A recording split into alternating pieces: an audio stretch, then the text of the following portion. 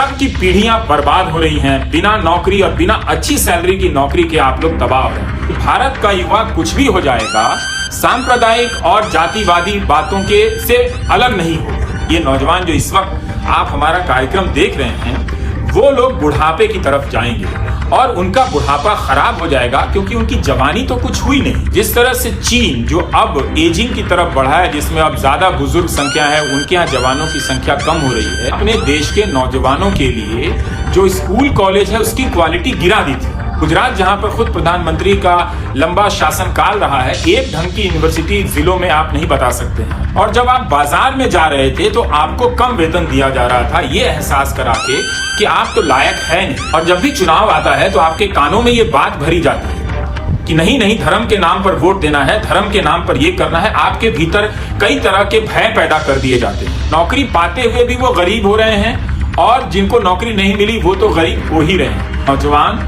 जानता है कि वो बेरोजगार है, जानता है कि वो नौकरी नहीं मिल रही है, लेकिन कभी पाकिस्तान, कभी धर्म, कभी संप्रदाय का चेहरा दिखाकर वो इनके बहकावे में आ रहा है। नौजवान इस तरह से तकलीफ में है, बल्कि मजाक उड़ा दिया कि पकौड़ा बेचना भी तो रोजगार है। इतना विश्वास हो गया है आईटी सेल, गोदी मीडिया के प्रोपेगेंडा में, शायद वो विश्वास सही भी हो कि नौजवान कुछ भी हो जाए इस सांप्रदायिकता से पीछे नहीं हटने वाला है। उन्हें पता है कि नौजवानों का ध्यान जरा भी इससे हटकर, धार्मिकता से हटकर रोजगार पर जाएगा, फिर सबकी पोल खुल जाएगी। बेरोजगारी में जीते हुए आप बुढ़ापे की तरफ प्रवेश करेंगे। भारत के युवाओं को अब चूंकि वो नहीं दिया जा सकता है, तो उन्हें इस तरह से फंसा कर अपने प्रचार में जब कुछ झूठ बोलना होता है तो 100 तरह के डेटा आ जाते हैं। जब नौजवानों को सही बात बतानी होती तो आपके पास डेटा नहीं होता है।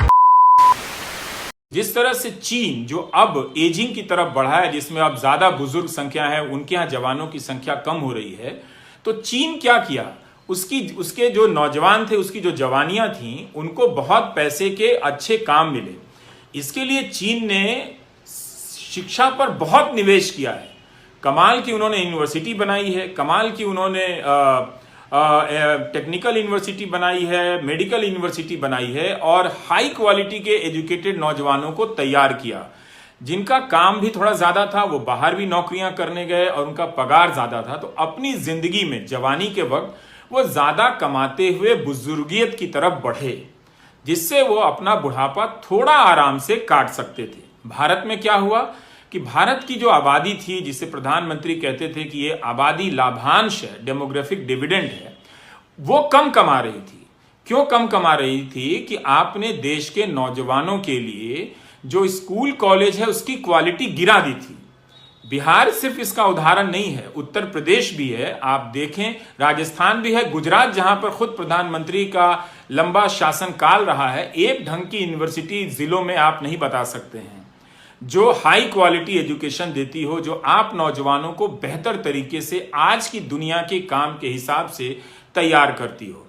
तो आपके साथ क्या धोखा हो रहा था? एक तरफ यूनिवर्सिटी का स्टैंडर्ड यानी उसका स्तर गिरा दिया जा रहा था, आप खराब क्वालिटी के नौजवान बनकर निकल रहे थे, और जब आप बाजार में जा रहे थे तो आपको कम वेतन दिया जा रहा था, यह एहसास करा के कि आप तो लायक है नहीं। नतीजा दूसरी तरफ से भी देखिए कि आप, जिनमें बहुत सारी संभावना है, अगर आपकी योग्यता को बेहतर बनाया गया होता तो आप काम करने के अनुभवों के साथ ज्यादा बड़ा कारोबार या ज्यादा बड़ी तरक्की हासिल कर सकते थे।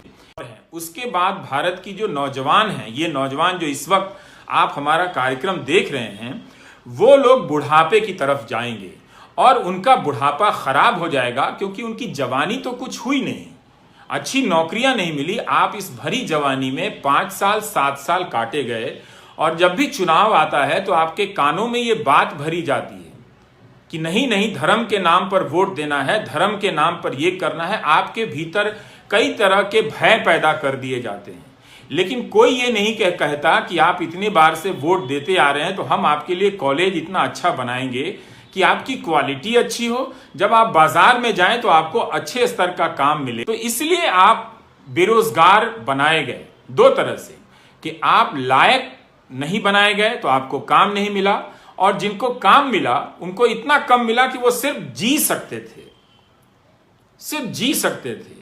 तो इसलिए वो रोजगार में भी गरीब होते हो, नौकरी पाते हुए भी वो गरीब हो रहे हैं, और जिनको नौकरी नहीं मिली वो तो गरीब हो ही रहे हैं। और ये आबादी 90% है। यहां से आप देखेंगे तो भारत में बेरोजगार नौजवानों की भीड़ बहुत ज्यादा है। इस भीड़ में दो तरह के लोग हैं, जिन्हें नौकरी नहीं मिली है और जिन्हें मिली है उनका पगार, उनका वेतन बहुत कम है। और इन दोनों सवालों को पिछले 6 साल में किनारे लगाया गया इस आत्मविश्वास के साथ कि भारत का युवा कुछ भी हो जाएगा, सांप्रदायिक और जातिवादी बातों के से अलग नहीं होगा। यह कमाल का आत्मविश्वास था जो एक तरह से बिहार में भी कई लोग कह रहे हैं कि सही साबित हो सकता है कि नौजवान जानता है कि वो बेरोजगार है, जानता है कि वो नौकरी नहीं मिल रही है, लेकिन कभी पाकिस्तान, कभी धर्म, कभी संप्रदाय का चेहरा दिखाकर वो इनके बहकावे में आ रहा है। अगर प्रधानमंत्री 2019 में कहते कि हाँ ये एक बड़ी समस्या है और हम इस पर गंभीरता से आगे तक बढ़ रहे हैं, तो बात में भी इस बात समझ में आती। लेकिन उन्होंने इस समस्या को स्वीकार नहीं किया, उसे माना नहीं कि नौजवान इस तरह से तकलीफ में है, बल्कि मजाक उड़ा दिया कि पकौड़ा बेचना भी तो रोजगार है। और एक तरह से वो सही साबित हुए, क्योंकि नौजवानों ने कहा कि पकौड़े की बात छोड़िए, पेट बाद में देखेंगे, देश पहले देखेंगे। लेकिन कब तक आप पेट के सवाल को दरकिनार करते रहेंगे? कब तक आप रोजगार के सवाल से भागते रहेंगे? ये सवाल जो है, आप इसे विपक्ष या सत्ता पक्ष की नजर से मत देखिए। आप सबकी पीढ़ियां बर्बाद हो रही हैं, बिना नौकरी और बिना अच्छी सैलरी की नौकरी के आप लोग तबाह हो रहे हैं। जब आप 40 साल 45 साल की उम्र में प्रवेश करेंगे तो आपके पास सामाजिक सुरक्षा नहीं होगी। क्या आपको पता है कि भारत में 10% लोगों के पास भी बीमा नहीं है? अस्पताल के अस्पताल खत्म कर दिए गए। देखिए कितना अहंकार है। जब कोविड महामारी आई तो कहा गया कि हां जरूर अर्थव्यवस्था चौपट हो रही है, लेकिन इसमें रोजगार के जो नए क्षेत्र हैं उनमें से एक नया क्षेत्र स्वास्थ्य है। वो कैसे कि जो स्वास्थ्य सुविधाएं हैं उनको बेहतर करने की जरूरत है। अस्पताल बनाइए, नर्सिंग स्टाफ रखिए, फार्मा के स्टाफ रखिए और 10 तरह के कर्मचारी रखिए, एम्बुलेंस के परमानेंट स्टाफ रखिए और उन्हें एक तरह से अच्छी नौकरी दीजिए ताकि वो खर्च कर सकें। और जब आप खर्च करेंगे, कुछ खरीदेंगे, तो अर्थव्यवस्था में गति आएगी। लेकिन चूंकि इतना विश्वास हो गया है आईटी सेल, गोदी मीडिया के प्रोपेगेंडा में, शायद वो विश्वास सही भी हो कि नौजवान कुछ भी हो जाए इस सांप्रदायिकता से पीछे नहीं हटने वाला है। मुझे कई जगह से रिपोर्ट मिलती है कि इतना जुनून हो गया है उनमें इस चीज को लेकर कि वो कोई और चीज नहीं देखना चाहते हैं। ये बात सही हो सकती है, लेकिन जो व्यापक नुकसान हो रहा है उसे आपको समझना है।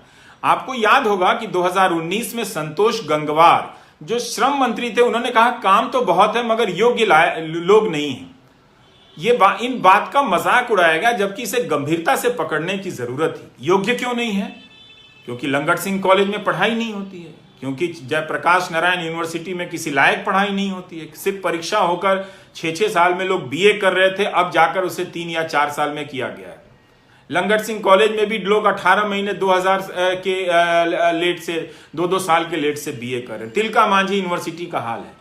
तो नौजवानों को बर्बाद किया गया। इससे पहले ये क्यों बार बार सांप्रदायिक तूफान आपके सामने खड़ा किया जाता है? क्यों नेता मजहबी तेवर में आक्रामक होकर बोल रहे हैं जैसे कोई धर्म पर खतरा आ गया है?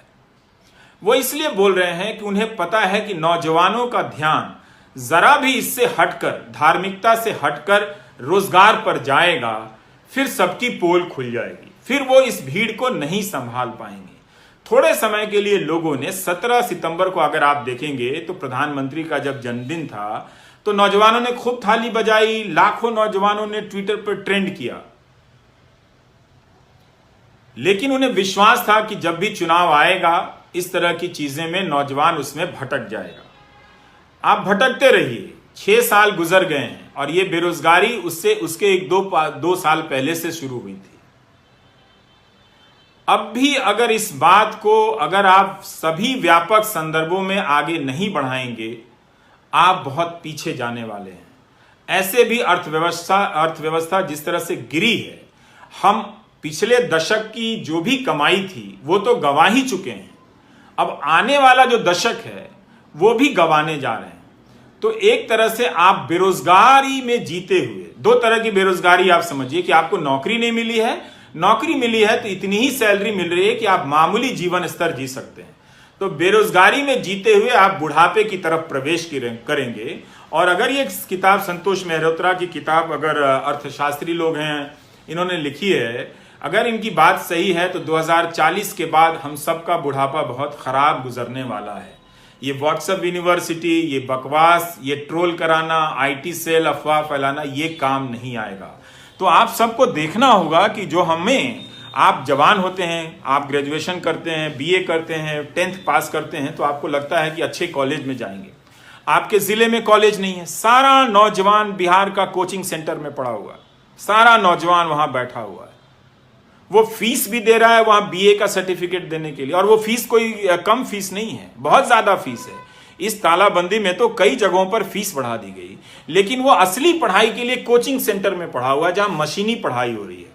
तो हो क्या रहा है कि आपकी नीयत तो अच्छी है, आप बहुत अच्छे नौजवान हैं, आप घंटों पढ़ते हैं, लेकिन आपको पढ़ाया नहीं जा रहा है उस तरह से, तो आप डिग्री लेकर पास हो रहे हैं और आप में वो ज्ञान की बात नहीं आ रही, नॉलेज नहीं आ रही है, जिससे आपका दायरा बड़ा हो और आप काबिल हो और आप ज्यादा कमाने लायक बने और ज्यादा लोगों को काम देने लायक बने।